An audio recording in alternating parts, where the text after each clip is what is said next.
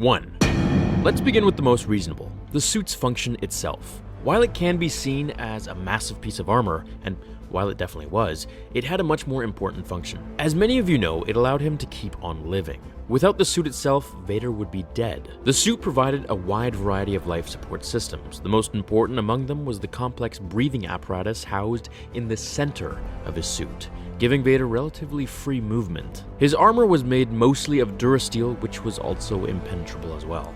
2.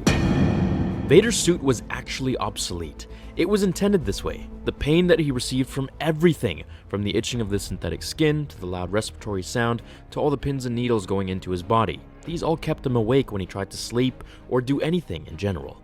It prevented him from keeping sane and calm, which is exactly what Sidious intended. He could have gotten a much more upgraded suit such as General Grievous's robotics, but he didn't. The more uncomfortable he was, the more angry he was, and in turn, the more filled with rage he became, fueling his dark side powers. To escape the armor's claustrophobic nature and pain, Vader had several meditation chambers that were built, in which he could remove his mask and suit and still survive. He also had back-to baths where he would float around just as a torso to meditate more quietly, as we saw in Rogue One. 3. The face mask itself was probably one of the most painful but cool parts about his suit. He had a ton of displays in the lenses, which supplied him with a steady stream of data, amplifying his already formidable connection to the Force. You remember that dark ending scene in Rogue One? His vision was perfect there. His lenses allowed him to see ultraviolet and infrared vision anytime he wants. We've also seen this in the canon comics. 4.